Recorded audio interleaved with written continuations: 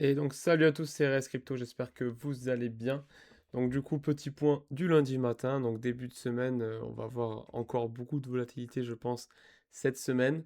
On va remettre nos cryptos qui ont déjà été analysés en bas et on repart sur notre analyse. Donc pour les encours, pour ceux qui ont été lancés la semaine dernière, du coup, on voit que l'USD CAD, ça se passe super bien, on est en train de se rapprocher de notre take profit, on va certainement le prendre dans la journée vu comme c'est parti. Pour l'euro GBP, ben, on a pris nos plus bas, hein.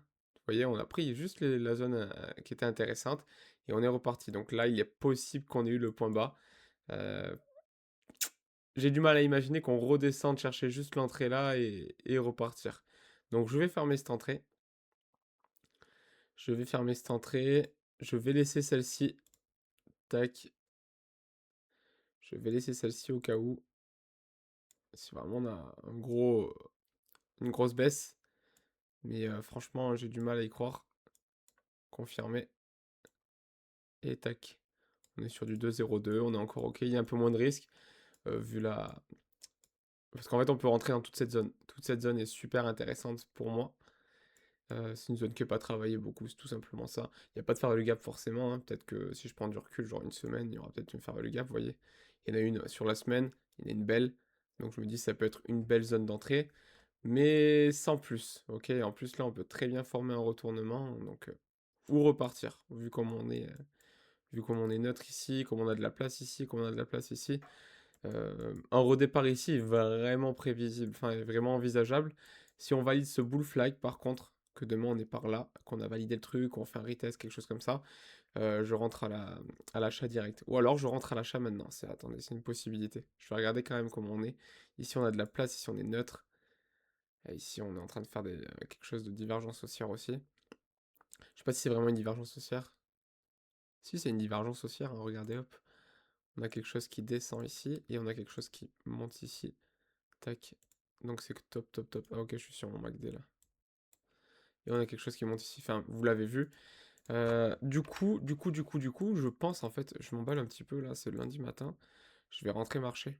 Donc je vais rentrer par là. Tac. Avec le stop loss sous cette zone de fair value gap. Ok, quand même, on va peut-être pas abuser du truc. En une semaine, la fair value gap elle va jusqu'au 0,8562. Et là on est en un jour. 0,8562, c'est bon, on est protégé parce que la faire gaffe, elle va jusque là. Du coup, donc on est en dessous, c'est ok, on peut se mettre une deuxième entrée par là. Donc on va faire créer ordre de limite.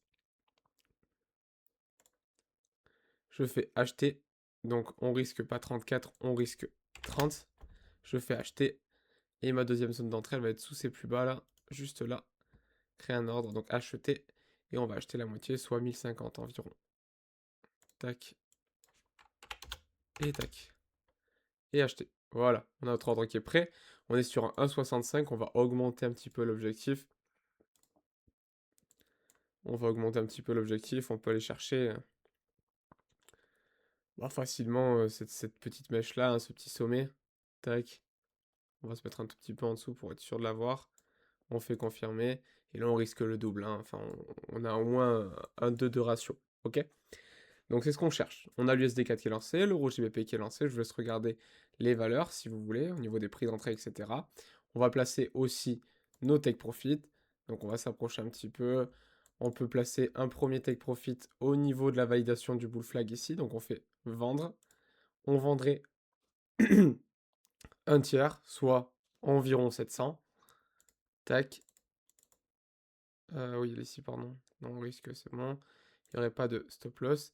Pourquoi maintenant ils me placent des stop loss? Je pense qu'ils ont fait une mise à jour et j'aime pas trop. Donc on a dit qu'on se plaçait au-dessus du bull flag ici, hein. Donc vendre, on vend pas 224, on vend. Ça c'est mon stop loss, d'accord. Donc on vend 700, on a dit, tac, et on enlève le stop loss. Je confirme. Deuxième entrée, enfin deuxième take profit, on va le mettre au niveau de tous ces sommets là. Vous voyez, il y en a plusieurs. Donc on va se mettre légèrement en dessous pour être sûr d'avoir notre vente. Et pareil, on vend 700. Tac, je fais entrer, je valide. Lui, il dégage et je fais vendre. Si ça veut bien marcher. Ok, impeccable. Et on a notre dernier take profit qui est positionné déjà. Du coup, ouais, j'avais pas vu que ça s'était mis comme ça. Donc, attendez, hop, je vais monter un petit peu celui-ci.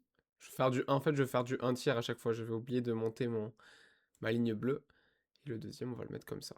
Voilà, au milieu de cette mèche-là, au-dessus des sommets. Ok, là, on sera pas mal. Confirmé. Donc là, on a quelque chose d'assez propre. Donc si on va ici, on prendra un premier take profit, ici un deuxième, et ici notre take profit final, notre objectif final. Ok. On ne touche plus à rien. Le dollar canadien contre le yen japonais. En un jour, on est haut ici. Ici, on a de la place pour monter ou descendre, on est neutre. Et ici, on est neutre aussi, peut-être en train de croiser à la hausse. Ici, ça représente pas grand-chose. On est peut-être en train de former un petit sommet, un petit top, avec ici ce qui peut être l'équivalent d'un dead cat bounce. Donc c'est un gros rebond au milieu d'une forte baisse qui vient faire croire à une reprise avant de partir. Ok, j'appelle ça un dead cat bounce. C'est principalement issu de la crypto. Tac, hop. Et en fait, le problème, c'est que quand je regarde et que je m'approche, là, je vois plus un sommet en un jour, avec quelque chose qui stagne et qui a pris de liquidité et qui est venu retravailler toute cette zone qui n'a pas été travaillée ici, et qui peut repartir travailler ces zones-là. Le problème, c'est que quand je m'avance, je vois pas des trucs qui sont surchargés, donc je ne touche pas. Dollar australien contre dollar canadien, on est déjà sur le dollar canadien, donc on ne touche pas. GBP contre le dollar, pareil. NZD-JPY, on peut regarder. C'est vrai que je regardais aussi le dollar canadien contre le yen japonais, mais pas d'intérêt à regarder. En un jour, on est comment? On a quelque chose qui arrive en assez haut. Ici, on est assez haut. Ici, on a de la place pour descendre largement. On est déjà parti un petit peu à la baisse. Je vais regarder en 4 heures ce qu'on a. On a peut-être quelque chose qui peut former un double sommet. Vous voyez, un double top. On l'a déjà vu. Avec quelque chose qui peut continuer comme ça. Donc, pourquoi pas. On va s'avancer. Donc, on est plutôt bas ici. Et ici, on est en train de faire... Non, non, rien du tout. Par contre, on a fait une divergence baissière là-haut. Et en une heure, on a quelque chose qui peut repartir à la hausse aussi, visuellement, en tout cas avec les indicateurs. Donc moi, ça ne me plaît pas. Je passe au suivant. Dollar australien contre yen japonais. On va voir ce que ça donne en un jour. On est neutre. On est... Enfin, on se balade ici, là-haut. Ça ressemble pas à grand-chose, hein. On plafonne, tout simplement. Pour moi, on attend une respiration, hein. Pour moi, on attend une respiration. Je vais enlever ça. Tac. Allez, en 4 heures, on a quoi? Si on s'avance, est-ce qu'on a quelque chose d'un peu plus... qui m'indique un peu plus de bonnes choses? Pareil, on a à peu près la même configuration, hein, vous voyez. Bon, là, on n'a pas pris le sommet, là, donc on peut peut-être avoir quelque chose qui repart un peu. Enfin, je préfère pas m'approcher de ce type de graphique. Dollar australien contre dollar, on ne touche pas. Dollar, tout ce qui a le dollar dedans, on ne touche pas parce qu'on est déjà en position sur le dollar. Et l'euro contre le dollar canadien, on est déjà en position sur le dollar canadien, donc on ne touche pas non plus. On est en position sur l'euro aussi, donc...